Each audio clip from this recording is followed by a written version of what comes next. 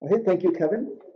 My presentation today will discuss the ways in which control over disorder arising from non-equilibrium atomic positions and distributions of mass can offer promising routes to design nanomaterials with useful properties for integration into a wide range of existing and future applications. I will focus on a recently developed method to create highly spatially localized and well-separated quantum emission sites in a continuous film of nominally bilayer tungsten diselenide using an ultra-sharp dielectric tip array, as well as our recent discovery of the isotope effect in isotopically enriched bilayer 186 tungsten, 80 selenium 2, which is the first report of isotope engineering in the transition metal dichalcogenide two-dimensional material.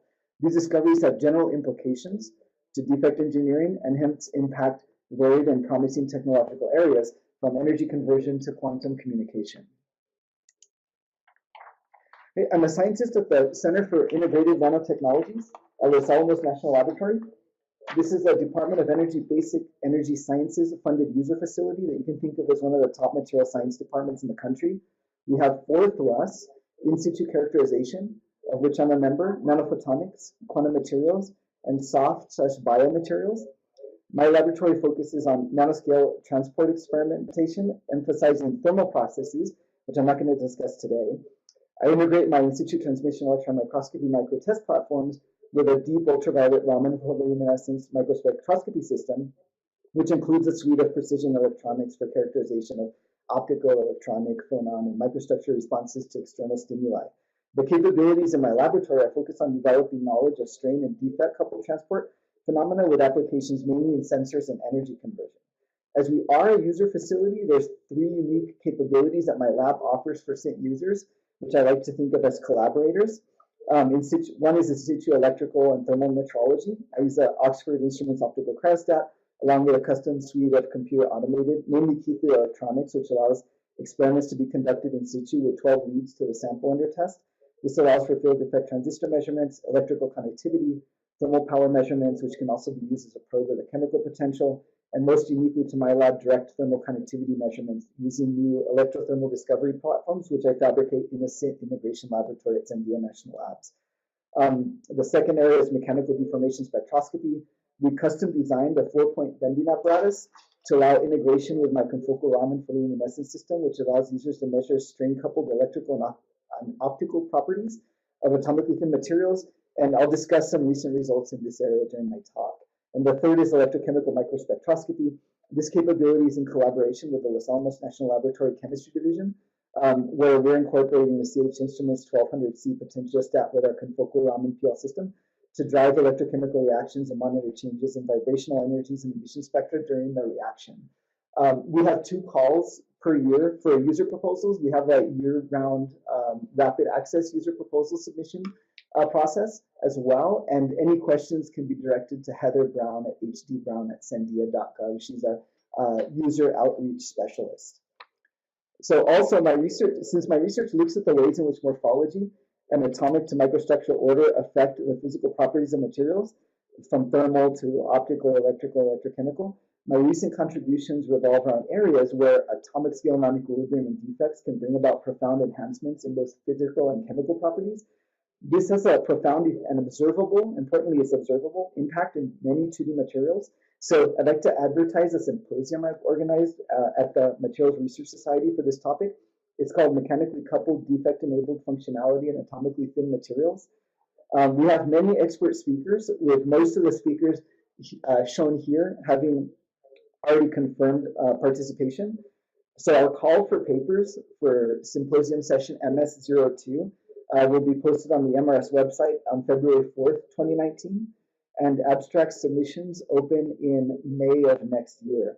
So our symposium focuses on several topics in extrinsically and intrinsically imparted defect functionality, including role of strain coupling and defects in modifying physical chemical properties, computational and theoretical approaches to model and predict defect-enabled and strain-coupled behavior, advancements in the development of new computational methodologies, experimental techniques, and synthesis strategies for deterministic defect creation, and finally, performance relationships in nanoscale architectures and heterostructures whose behavior can benefit from defect and strain engineering. So if you're working in these areas, we welcome your submission. Abstract deadline, it's a hard deadline, is June 13th, 2019. It will be posted on the MRS website.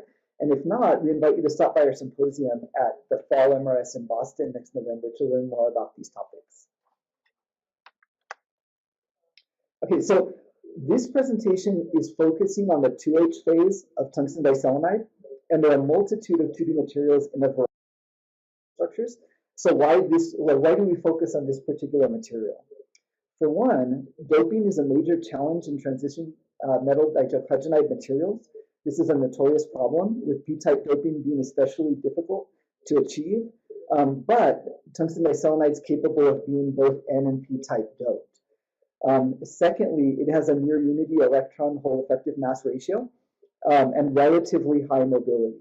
Also, the band edges are well aligned with common metal work functions. So all of this means that we can make actual devices out of tungsten diselenide when we discover new and unique physical phenomena in the material, enabling devices and device architectures that were unthought of before those discoveries were made.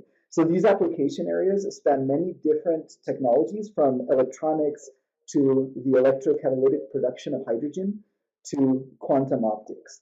And most important to future application areas is the fact that defects in these materials, while they can be thought of as bad for electronics, actually can be used as the fundamental building blocks for new technologies, including quantum systems.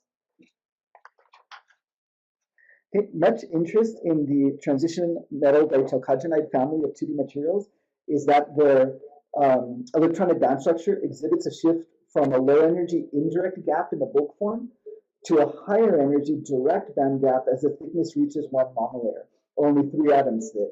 So in tungsten diselenide, the bulk material has an indirect band gap of 1.2 eV, which is in the infrared, and it transitions to 1.54 eV in the near infrared as the thickness is reduced to 2 layers, or 6 atoms thick. This is 1 unit cell, and the band type, the band structure type remains indirect.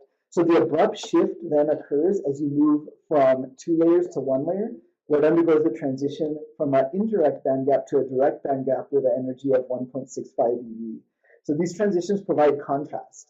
And contrast gives us the opportunity to think of new devices and ways to use that contrast. So you can think of sensors as an example. This is one of the main reasons why 2D materials are very interesting for application areas.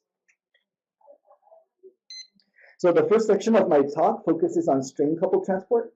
Strain is predicted to offer orders of magnitude changes in many important properties across many different scientific fields, from catalysis to optics. Using mechanical force alone, we've recently demonstrated a 2-order magnitude increase in the excitonic recombination rate of an indirect semiconductor bilayer tungsten diselenide.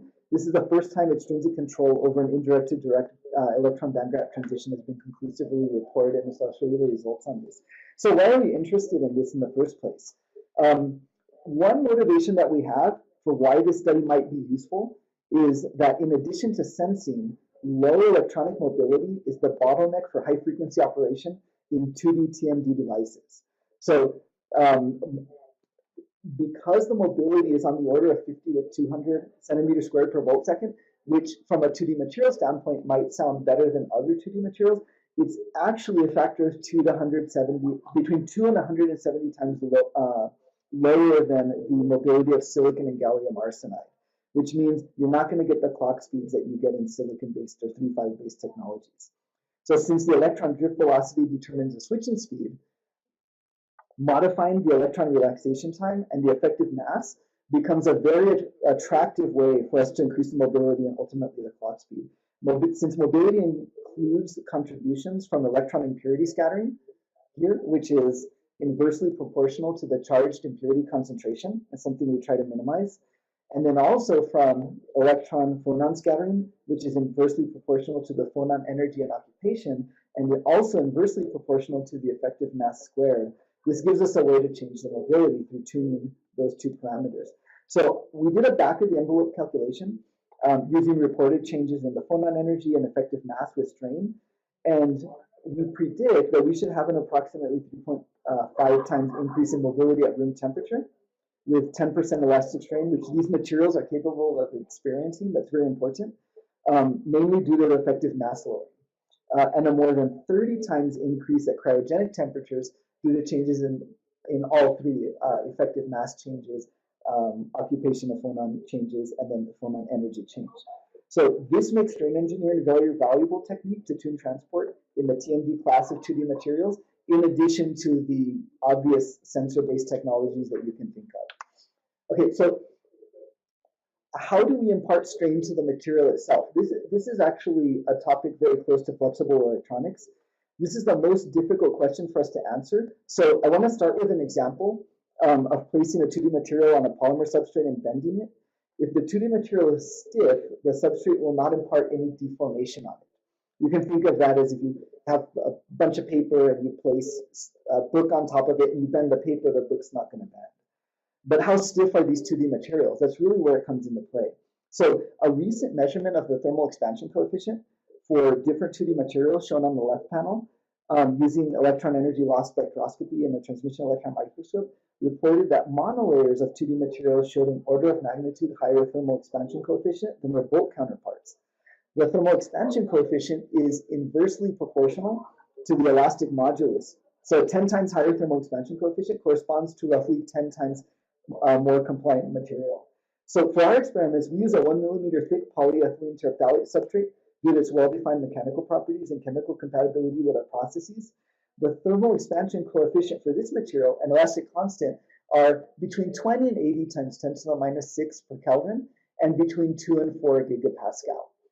So for comparison, the thermal expansion coefficient and elastic modulus for tungsten diselenide in the book are around 10 times 10 to the minus 6 per Kelvin and around 170 gigapascal. This means that for the bulk material, if you place it on this more compliant substrate, you're not going to be able to impart any strain, which is good for strain-resilient, flexible devices. You can think of it that way. We want to impart strain in the material. So if you do the comparison down for bilayer and monolayer tungsten diselenide has a thermal expansion coefficient of about 150 times 10 to the minus 6, compared with 10, so it's order of magnitude higher. What this means is that the tungsten diselenide in its atomically thin form will be nearly just as compliant as the polymer substrate at about 11 gigapascal. And thus the mechanical properties of the substrate can dominate the films placed on top. So we want to start with an indirect bandgap material. So we chose bilayer tungsten diselenide since this is the thinnest we can get while remaining indirect. We synthesized the material using atomic powder vaporization, an atmospheric powder vaporization technique that we developed in our lab, and all characterization indicates uniform thickness across the crystallite. Raman spectra are spatially uniform. On the left are spatially uniform and indicative of bilayer crystals. We can all think of the energy between different vibrational modes as one way to quantify, but the other thing I want to draw your attention to is here this interlayer shear mode at 308.3 centimeters minus 1. This is indicative of the fact that this crystallite in the top left is more than one layer thick. So we can use differences in photon energies as well as the appearance of new modes that arise only in materials that are more than one layer thick, coupled with atomic force microscopy to tell us that the material is bilayer. So the atomic force microscopy tells us that we're about 1.3 nanometers thick for these crystallites. This is consistent with our X-ray diffraction results, where our right field refined XRD values give unit cell thickness of 12.9825 angstrom, and this is plus or minus 0.0002 angstrom. Additionally, we conducted cross-sectional transmission electron microscopy of the sample using the TEAM 0.5 microscope at the National Center for Electron Microscopy, and this yielded 2 layers, which you can see in this bottom panel B, with interlayer spacing of around 0.7 nanometers. So this is also very consistent with our XRD results, which give the 0002 interlayer spacing at 6.4913 angstrom. Of course, XRD is always going to be more accurate, but you can't do XRD on a single crystallite. So we're very confident that we know exactly what we're measuring and that what we're measuring is bilayer tungsten diselenide. So for our experiment, we've implemented a 4-point bending approach. with the bilayer tungsten diselenide sandwiched between two thin PMMA layers, each about 500 nanometers thick, transferred on top of a 1 millimeter thick polyethylene terephthalate substrate. The substrate is bent using a precision micrometer stage, and the bend radius is obtained using image processing software, where the strain is then just half the thickness divided by the bend radius. But the real question becomes, how much of that calculated strain is transferred to the 2D material under test? And I'll show it's not something that can be assumed to be perfect. So we first set out to demonstrate that strain could be transferred to well-characterized and atomically thin material. In this case, we used graphene. We chose a thermophysical property which did not change much experiment to experiment, and which should give us a good estimation of whether we were defining strain in our material accurately. The Gruneisen parameter is the correct parameter for this type of experiment, so that's what we chose. And it defines the volume dependence of the phonon energies. So in our analysis, we defined the mode-dependent Gruneisen parameter by the shift and splitting in phonon energy with applied strain for shear modes, and by the shift alone for breathing modes. This is given by the top and the second equation here in the top right of the slide. As I've discussed previously, due to the atomically thin nature of graphene and negligible thickness of PMMA, we define the in-plane and out-of-plane forces exerted on the graphene during uniaxial tensile strain by the Poisson ratio of the substrate, which is between 0.37 and 0.44 as provided by the manufacturer Goodfellow. So this model that we developed up here in the top right is referred to as our three-dimensional Poisson effect model, and we obtained good agreement between our Gruneisen parameter for graphene and that reported by Mohiuddin and Ferrari in 2009, which is shown in blue here. We chose to compare with the Mohiuddin report, since it's the only report where density functional theory calculations were used to validate strain transfer during 4-point bending, which means that we can trust their reported results to then validate our results. So I want to point out that the degree of phonon energy redshift with strain, shown in the middle panel, is a function of experimental setup. So that for unencapsulated samples, you should use the 2D model, which is basically just not incorporating the out-of-plane Poisson ratio. And for the encapsulated samples that we have, you should use our three-dimensional model. So different models for different experimental geometries. But remember, we're straining very small crystallites. So surface area can influence the total force on the sample, so that smaller crystallites may not experience as much strain as continuous films. So to test the size effect, we patterned our graphene into triangles with gallium ion focus ion beam. This is shown here in the top left.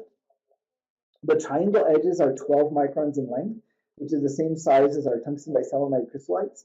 And in this particular experiment, we obtain a slightly lower Gruneisen parameter by about 6% at 3.66, which indicates slightly less strain is transferred to the material. But overall, we have pretty good agreement with the previous report by Mohiuddin.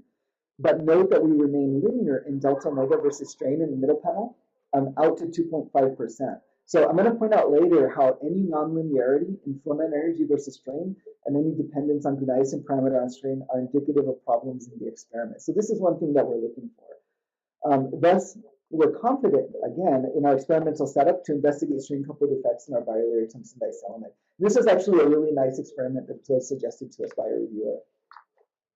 So we've measured the Gruneisen parameter of our tungsten diselenide out to approximately 3.5% strain. We see linear phonon energy dependence on strain. That's the Raman shift versus strain panel in the center. And our Gruneisen parameter for the E2G mode is on the order of unity. And the E2G mode is the interlayer shear mode. The Gruneisen parameters for all three modes we can observe by Raman are not dependent on strain, which is good. This tells us that slippage or other relaxation mechanisms are not occurring, and that our method is accurate for quantifying the amount of strain the tungsten diselenide experiences during our bending experiment. For comparison, the Gruneisen parameter of molybdenum disulfide has been reported to be about 1.1 for the interlayer shear mode. However, the community, experimental community and theoretical community needs accurate theoretical calculations of Gruneisen parameters in 2D materials for comparison in the manner that I described for graphene. Again, the reason why we chose graphene for comparison is because that's the only one where a high fidelity density functional theory results exist. So currently these results are not available. Like we can't automatically just look up what's the DFT calculated Grunison parameter, thermal expansion coefficient, things like that for tungsten diselenide. And that's something that will be useful for the theoretical community to help us out with. So to assess reproducibility in experiments during bending, and to ensure that we remain in the elastic regime of both the substrate and tungsten diselenide, we conducted cyclic stability testing. On the left panel is maximal photoluminescence intensity, and the labeled strain value is a function of bend cycle. And on the right is the corresponding photoluminescence spectra. This test demonstrates that we can achieve elastic reversible strain, but only up to about 1.56%. And this is limited by fatigue behaviors of the flexible polyethylene terephthalate substrate and the polymethyl methacrylate encapsulation layers. At higher strain, we don't see creep. So when we impart higher strains, the photoluminescence spectra remains steady. But we do see that the photoluminescence intensity does not return to the unstrained value due to plastic deformation of the substrate. So what this means is that we're only able to reach about 3.5% strain in the direction of increasing strain only. So about 1.5 per 6, it's not reversible. Remember, we're also looking for linear shifts in the photon energy with strain, which in our experiments indicate no plastic deformation is occurring within the 2D material itself. So we're pretty confident of the fact that the material is experiencing the strain that we say it is, but that the substrate is undergoing plastic deformation. So we're ultimately interested in this indirect to direct transition, essentially in bringing the different conduction band minima into degeneracy. So this slide shows the dependence of photoluminescence on strain. The indirect and direct transition in each one of these panels is assigned by both the energy and the intensity in the unstrained sample.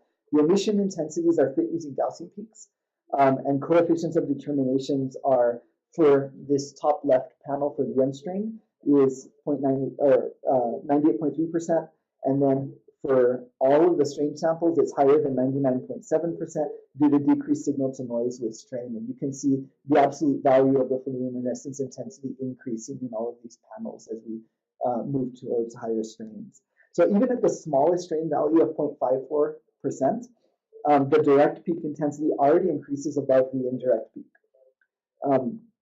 The photoluminescence spectra were deconvoluted by these two peaks, and they continue to shift from about 153 millielectron volts separation out to about 8 millielectron volts separation at 3.59% strain. So at 3.59%, both peaks have approximately the same energy, and even the indirect peak intensity is more than the order of magnitude higher than the unstrained value. This indicates that intervalley scattering is appreciable in the strain sample, causing both the indirect and direct peaks to rise in intensity. As opposed to if they weren't coupled, you would just see increase in the direct peak. So this is the amplification of the photoluminescence emission spectra when strained up to our highest value of 3.59%. Left panel is the photoluminescence emission spectra resulting from excitation at 2.33 eV as a function of applied strain. On the right is our experimental photoluminescence amplification values versus strain. Amplification is defined as the ratio of emission intensity of the strain sample to that of the unstrained sample. And we can do that for the overall emission itself, and we can do that for each subpeak. So the amplification value is shown for ratios calculated using the maximum intensity of the experimental PL in circles, which is this center curve, and the maximum intensity of the deconvoluted direct subpeak, which is in squares, which is the highest value, and the maximum intensity of the deconvoluted indirect subpeak in triangles here, which is the lowest value. But in blue is the computational results, and we notice some differences. So computational results were done by our collaborators at UConn Material Science, Avinash Dangari, and these were obtained with density functional theory, where the effects of spin-orbit coupling, van der Waals interaction, and Poisson effect were all considered, Poisson effect from the substrate. The major disagreement between the DFT calculated attenuation for the indirect gap, that's this blue dashed line, and our observed amplification, which is the triangles, can be thought of as arising due to scattering with the direct conduction band value at the capital point.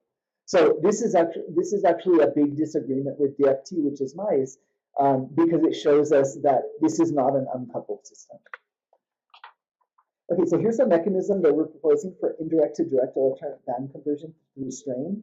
To get more insight into the mechanisms that drive our measured strain-coupled optoelectronic effects, Avinash Jangari developed a full theoretical analysis of the electronic dispersion evolution with strain using DFT. So he considers spin-over coupling, van der Waals interaction between the tungsten diselenide layers, and the Poisson effect of the substrate, which we're all taking into account. On the left is the evolution of the band structure in response to uniaxial strain, calculated using our DFT model for 0% strain in red, and then down to 4% strain in purple. And the differences between each of these lines is 0.5%. So the direct to indirect transitions show a degeneracy in conductive band minima as you approach 4%. So at the kappa point is direct, at the signal point is the indirect transition. And the calculation for this is shown by the blue lines on the right panel. So experimental values in the right panel, they're obtained by a deconvolution of these photoluminescent spectra that we measured using Gaussian distributions. That's the solid and open symbols for the direct and indirect, and then the solid line and dashed line for the calculations for direct. So since density functional theory predicts that this conversion occurs above 3.5% strain in both our experiment and modeling, we're pretty happy with this, but it only occurs in about 0.5% when van der Waals interactions are not considered, which are gray lines, which may or may not be visible in this panel. They're pretty light. So why would these interactions be excluded, van der Waals interactions, be excluded from calculations in a van der Waals material? It seems counterintuitive. But it's actually due to high computational cost when you're considering this effect in density functional theory. So what we're saying is that for some calculations, ignoring van der Waals interactions may be an okay approximation. For strain-coupled effects, that's not an okay approximation. But we can also draw from comparison that that the weaker the van der Waals interaction, this should lead to more pronounced strain effects in 2D materials. So as you go from including to non-including, you can think of going from high van der Waals interactions to low van der Waals interactions. So that becomes an important step in predictive modeling of materials, which may show either enhanced or mitigated strain effects, is the strength of the van der Waals bond.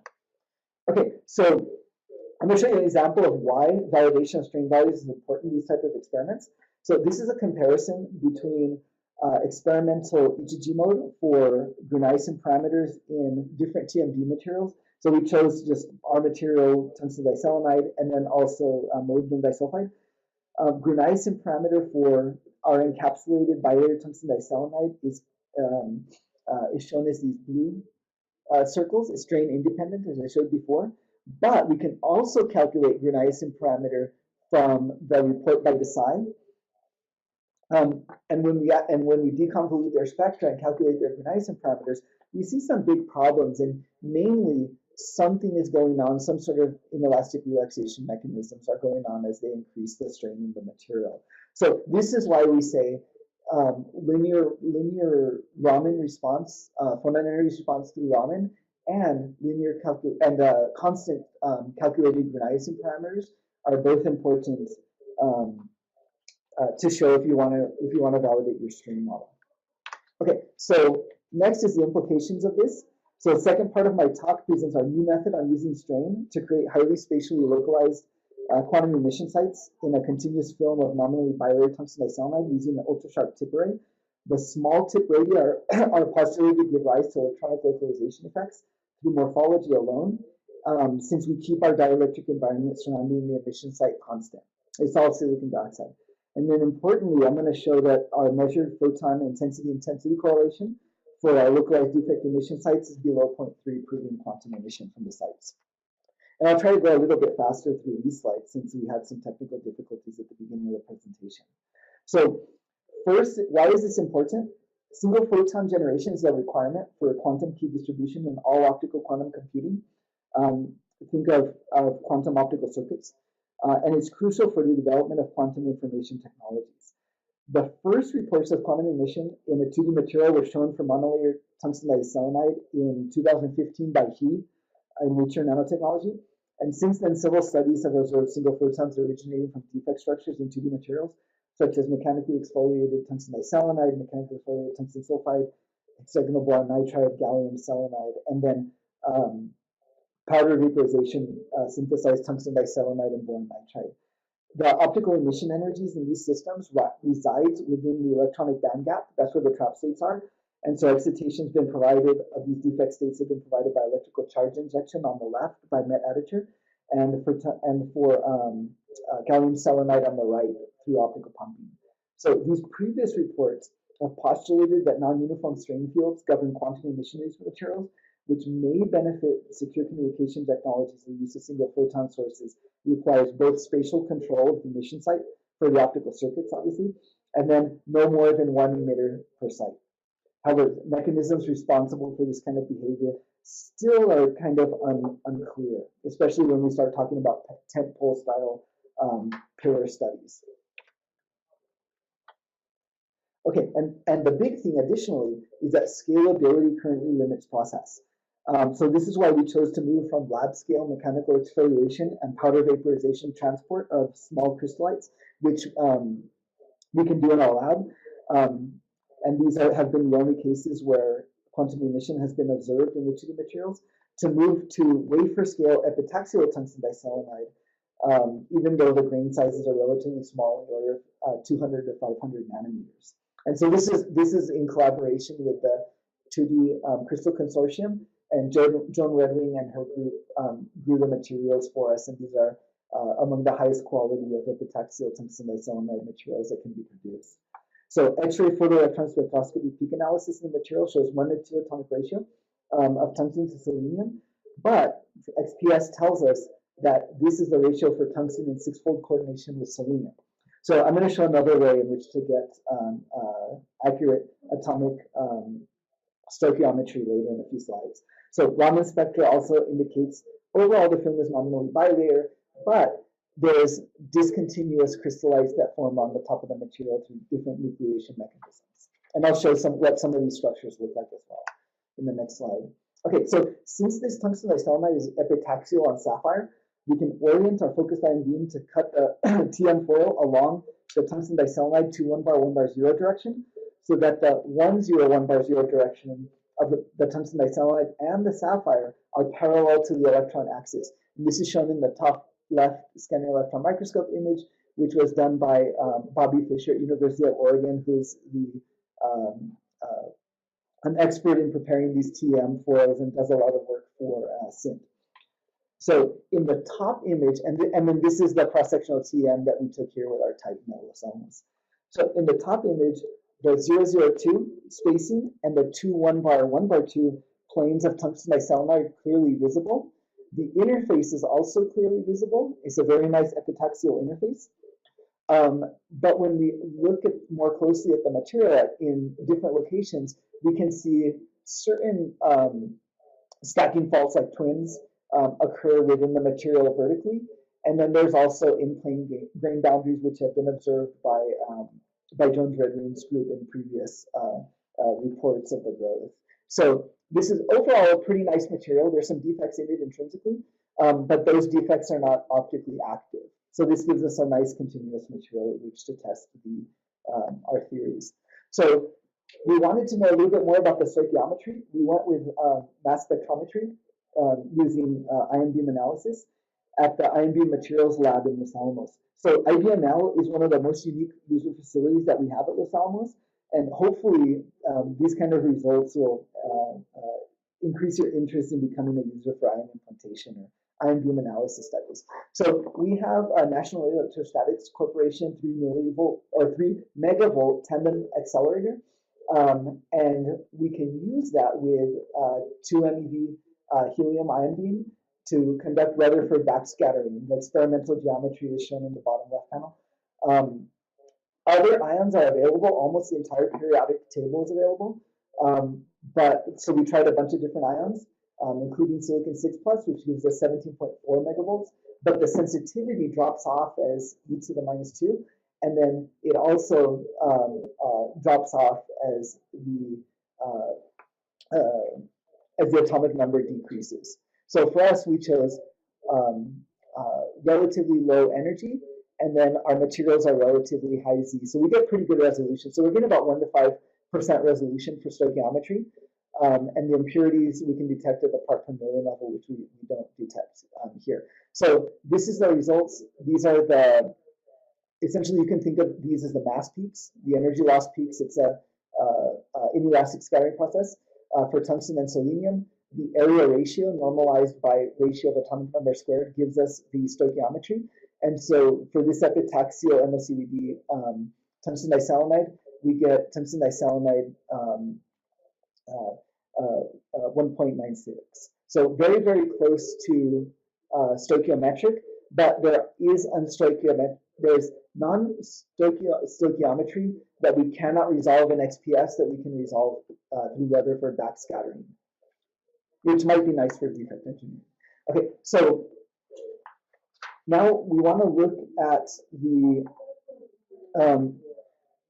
we've already discussed the ways in which the band structure is sensitive to strain. So we want to try to apply that and look at how we can apply strain locally and see if we can create quantum dot type electronic structure. So this is just a simple calculation showing the amount of maximum strain we can get as we change the layer number from 1 to 5 layers. Obviously, since 5 layers is thicker than 1 layer, you'll have higher strain. The strain is symmetric around the center point of the material in the way that we're depositing it on the silicon dioxide tips.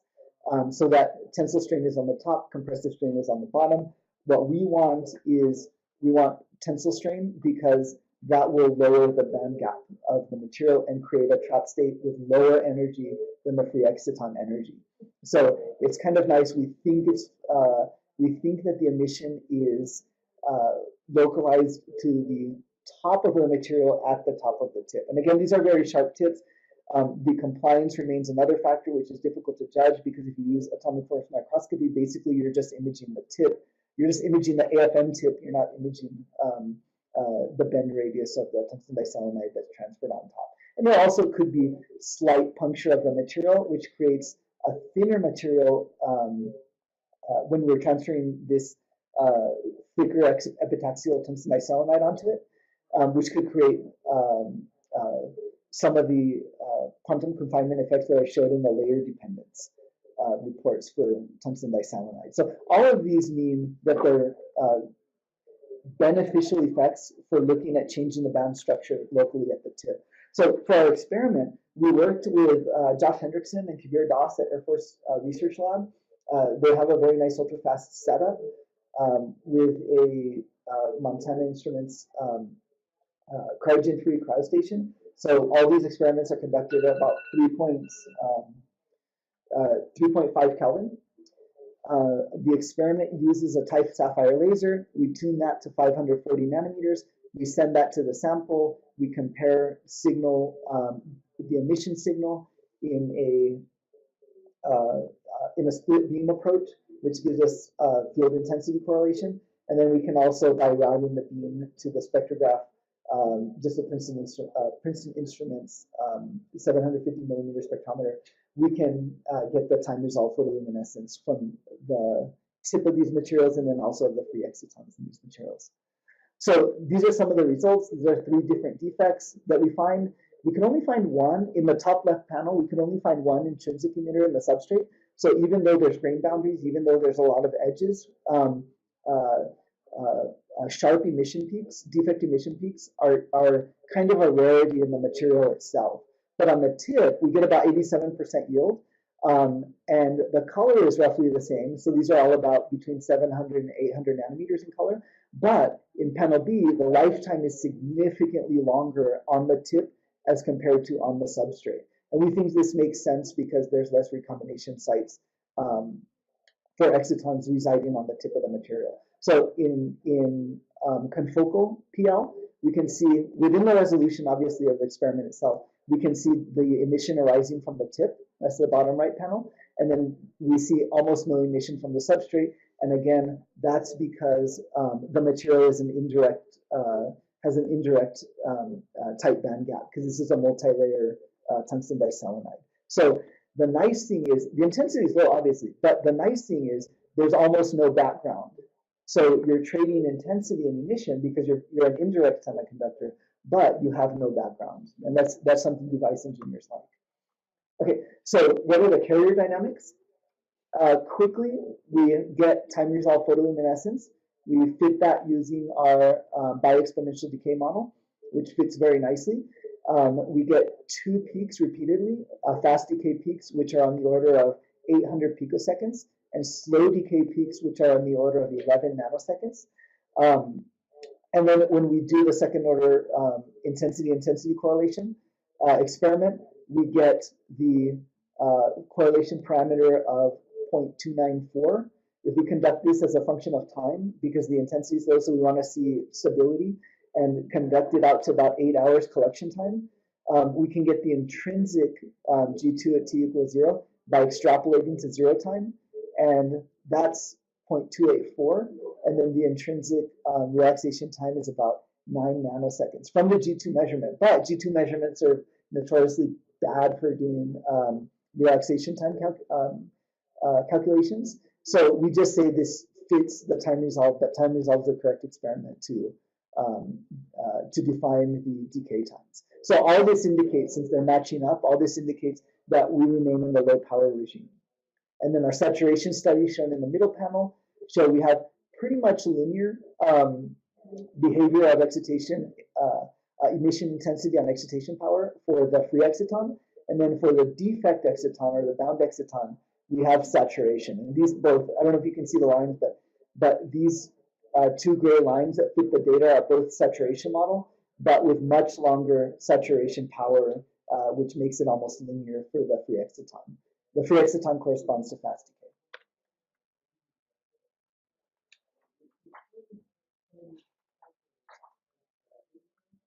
Okay, so the next thing that's important in all these kinds of studies is to do temperature dependence. What the bad thing about using 2D materials for quantum photonics, and there's ways that we at Los Alamos are trying to fix this problem now through chemical functionalization and other means.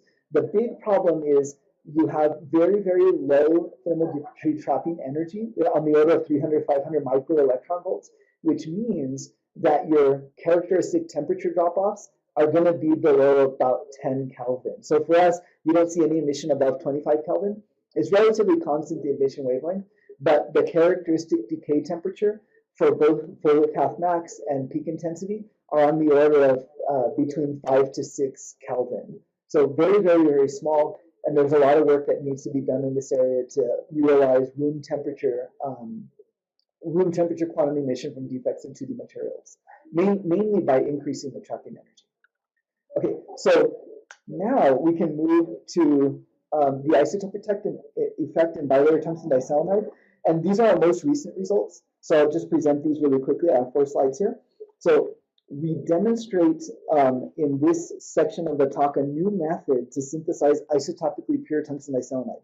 To the best of our knowledge, this is the first time an isotopically pure TMD material has been demonstrated, and we've quantified isotope effect on the phonon frequency, phonon lifetime, and optical bandgap energies in this atomically thin TMD through the use of naturally abundant and isotopically purified tungsten diselenide, grown using powder vaporization techniques. So this effect is actually very surprising. We're motivated by a recent report of the isotope effect on the electronic band structure of boron nitride, conducted by Kansas State and a French group. The fact that isotopes are neutral impurities, that they can affect the band structure so much, which is shown in the bottom left panel, is really surprising to us. So we wanted to see, and this has also been shown in other materials like germanium and silicon. So we wanted to see, how does this effect manifest itself in the TMD class of materials? Normally, neutral impurities don't affect the electronic band structure. Those we're going to show through phonon renormalization will actually has a measurable effect. So we grew naturally abundant tungsten diselenide and purified 186 tungsten, 80 selenium through the use of purified precursors. Purified out to about between 3 nines and 4 nines. And so for our calculations, we take into account residual impurities. So the Raman photoluminescence and AFM For the 186 tungsten 80 selenium 2 is shown in the left panel. Again, this is uniform material. Again, this is bilayer material. The photoluminescence matches bilayer, and everything tells us that this is the same type of material that we grew before, with the exception of now it's isotopically purified. So the Rutherford backscattering stoichiometry that we obtained through ion beam analysis shows us that for the naturally abundant sample, we get nearly stoichiometric within the uncertainty. And then for the isotopically enriched sample, we get again nearly stoichiometric with the exception of the uncertainty. And remember that what the RBS is measuring is measuring the contribution of the mass of the atoms on the sample, not the coordination of the mass on the sample. So as far as because we don't see sulfur depositions or molybdenum oxysulfide or tungsten oxyselenide depositions on the sample that have like orthorhombic crystallography, we think that these materials are pretty pure. Obviously, there might be a little bit of defects in them. There always is. There's always selenium vacancies. But overall, we can say the isotopically enriched sample has roughly the same crystalline quality and defect concentration as the naturally abundant sample. This is an important thing since we're measuring small changes in the electronic band gap. So XRD tells us we have very small changes due to ion enrichment. So these changes are on the order of what you would expect if you're changing, for example, the packing density of hydrogen as you change from hydrogen to isotopically enriched hydrogen. So this is kind of nice. We can see these defects. They're pretty small. They're kind of within the experimental uncertainty, but you can see a shift towards smaller C-axis spacing in the isotopically enriched sample, mainly because it's heavier and heavier masses attract each other more. So this is kind of nice. The other thing is this texture. So just like the epitaxial films, we're going to only see 0, 0 L reflections. Okay, so vibrational spectra. Really quick, we change the mass. This changes the phonon energy, and we get different changes that correspond to different phonon branches. For the higher energy modes, we get higher energy loss. So this is about 2 centimeter minus 1. And then for the lower energy optical modes, we get lower change in energy, about 1.4 centimeter minus 1. This corresponds to between about 30 and 80 millielectron volts. The phonon lifetime measurements we can get directly from Raman, and we get slightly longer lifetimes in the isotopically enriched sample. This is nice because this sets up the motivation for us to do future thermal conductivity experiments and observe whether the scattering, isotope scattering is classical or whether we have some other effects going on, such as multiple phonon scattering. So the photoluminescence shows a blue shift with increasing mass. This results from two things: isotopic shift towards lower phonon energy, and then an isotopic shift towards higher bandgap renormalization energy. We just chose a simple Varshini relation fitting, but because we only go to 300 Kelvin, but if you go much higher temperatures and extrapolate down to 0, that gives you the phonon renormalization energy. So we think if we were to do that, we would underestimate the phonon renormalization energy, which our calculation by the change in bandgap energy with isotopes gives us about, so it's about 4 millielectron volts, but it gives us about 655 millielectron volts for phonon renormalization energy. If we do the calculation, we need theoretical treatment in order to determine contributions for our observed behavior. So this is another area where we need some collaborations with theorists. The problem is renormalization energies is basically the field that the electron feels as it's transporting through the material are very, very difficult to do. And so this is one area that we think is ripe for theoretical contributions now that we can go isotopically pure 2D materials. Okay, so in conclusion, for elastic strain engineering, which is we just published in Nanoletters, we provided a new methodology for conducting our strain-dependent experiments, and we reported a 2 orders of magnitude increase in exotomic recombination rate for the indirect 2D material bilayer tungsten diselenide, namely through increase in the direct recombination rate for the direct transition. For localized defect emission, quantum emission, we developed a new method for using ultra-sharp silicon dioxide tips to achieve second-order photon correlation parameters below 0.3. Future work is ongoing as we need to do larger scale statistical studies on this experiment. And then for the isotopic effect, we demonstrated the isotope effect on the frequency from a lifetime, which are expected, and on the optical bandgap energy, which is surprising, in an atomically thin TMD through the use of naturally abundant and 186 tungsten 80 selenium-2. And we postulated a new mechanism by which the bandgap energy and photon dispersion can be tuned in this material by enrichment. But of course, we need more theoretical treatment, and that's in review now. And then lastly, I'd like to thank our funders and our collaborators. We have a lot of them. Specifically to the localized defect emission study, I'd like to thank the motivator for this study, Venkataraman Swaminathan, who's now at Penn State Physics, for some discussions which initially led a couple of years ago to the start of that quantum emission project. Okay, and I would be glad to take any questions.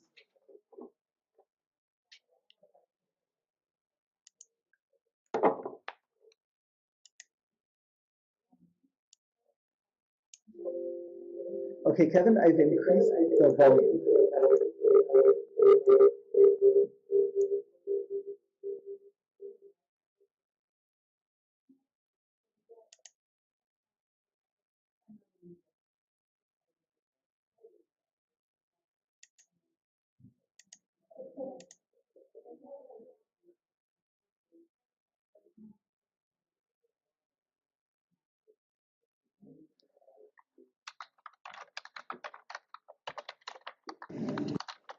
Michael, go ahead and look at the chat. There were some questions in there previously.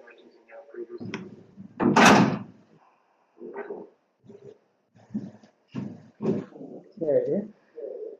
So first question is from Abbas. Question is, since your configuration is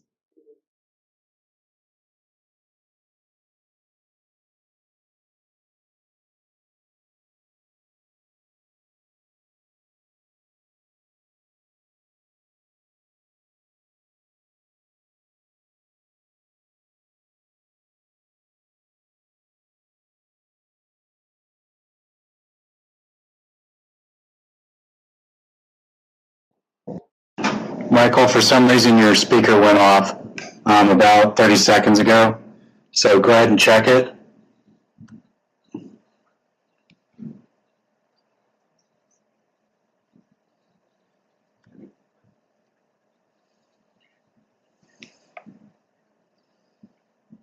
okay, so it should be back on now. Yes. Okay, so Abbas asked a question of, since your configuration is both being strained, how do you decouple strain effect on the PT substrate and tungsten disulfide? This is the #1 problem in these kind of experiments. So, and this is why having theorists being able to contribute mode index Gruniacin parameters would be really useful for TP materials. So what we do is we say, and everyone in this field kind of does this, is we say that when you're bending the PT substrate and you're measuring the bend radius, either by equations of the micrometer or, as we found more accurate, by image processing. When you're doing that, you're getting an accurate read of what the strain on the PT is, before obviously processing information. So when you have the strain on the PT, then the next thing is how much is transferred to the material itself. We can't put it in the transmission electron microscope. The only thing we can do is to calculate Gruniacin parameter from the experiment and say, does that make sense? So using the Raman shift, the energy of the Raman shift with strain, or which essentially is the change in photon energy with strain, which should be linear. So using that, that's really the only way to do the comparisons and to estimate whether strains have been transferred to the sample.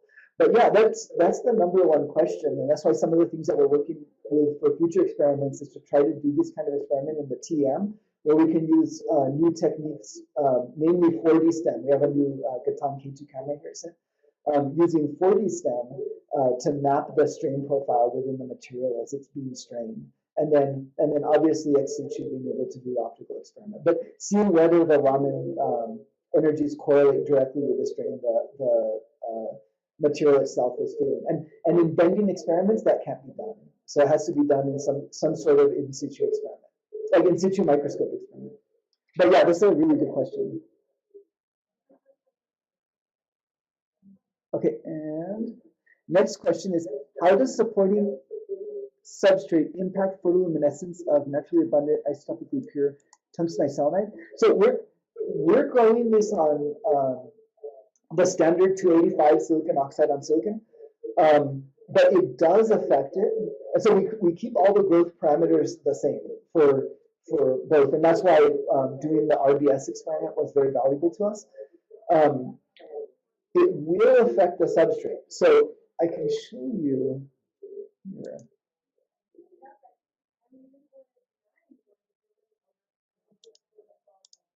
So this is just the photoluminescence on silicon dioxide. This is not transferred, so any strain that resides in the material, and yes, there's a big discussion with the community now whether that's real or not. We're just saying we don't care whether that's real. We're going to compare the same sample to the same growth conditions and substrate to another sample with the same growth conditions and substrate. So any built-in strain, any other effects, that's all resides within the sample on substrate itself. So we didn't want to transfer because we didn't want to expose it to polymer or anything like that.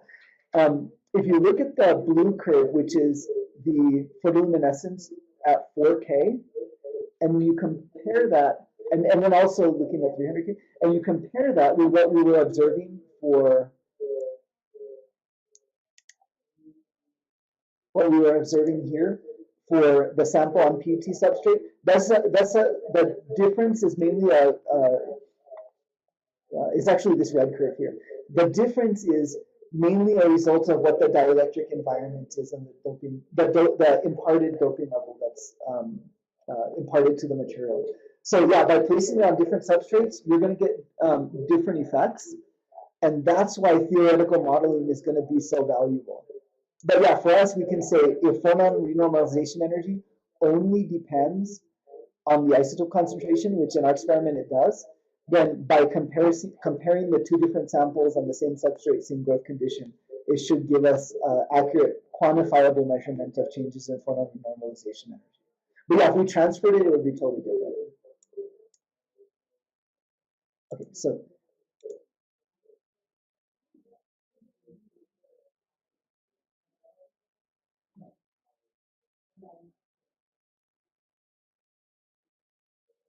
okay, yeah, no, I hope to answer your question, Kai. But the real contribution from these kind of experiments is going to come from theoretical contributions. And I think to prove, because there's really only one group that's done this in boron nitride, and so I think more work from the theoretical side is going to be really helpful. Okay, so how do we grow the purified material? We get purified oxides. So if you get isotope, you can buy isotopes of any material, and for many of the materials, you can either buy them in elemental or metallic form, or you can buy them in isotopic form, or if you're dealing with some kind of organic complex, you can buy them as part of a complex. So we started with well characterized and purified by characterized by time-of-flight SIMS, very high purified or high concentration isotopically purified tungsten oxide and selenium. So the remaining impurities, whether they're 1%, because these are between 2 nines and 3 nines pure. The remaining concentration, that's basically the leftovers from the naturally abundant concentration, which for tungsten 184 is the most pure. We wanted to start with 186 because it's a little bit heavier and gives us a little bit more contrast. But yeah, the problem is with these experiments, and if we can convince 2DCC to grow us epitaxial isotope pure materials, that would be great. But the big problem is it's really expensive to do these kind of studies. So each growth costs us about $2,000. And for me, it's just powder vaporization. So just tube furnace. The same way all the small laboratories do these growths. Just tube furnace, selenium powder upstream, tungsten oxide in center furnace, and then with substrate shiny side down on the crucible. Like very, very simple CVD growth we do.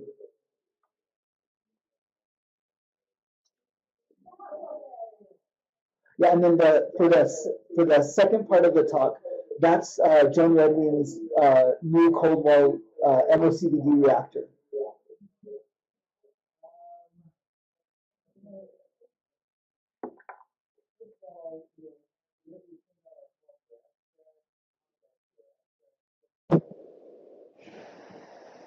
So, Michael, it doesn't look like there's any other questions at this time. Okay. So we apologize for the sound. Apparently, between Los Alamos and Penn State, we have some feedback. So hopefully you're able to hear most of this presentation. Okay, and hopefully you're able to record it without too much feedback. We'll find out. Yes. Well, thank you, Kevin, and thanks for organizing this. For the audience members, Kevin's been doing a great job organizing this talk. And even in November, we had even more audio issues. So we solved those to the point that we thought we were good, and then we had a couple more this morning. Thank you.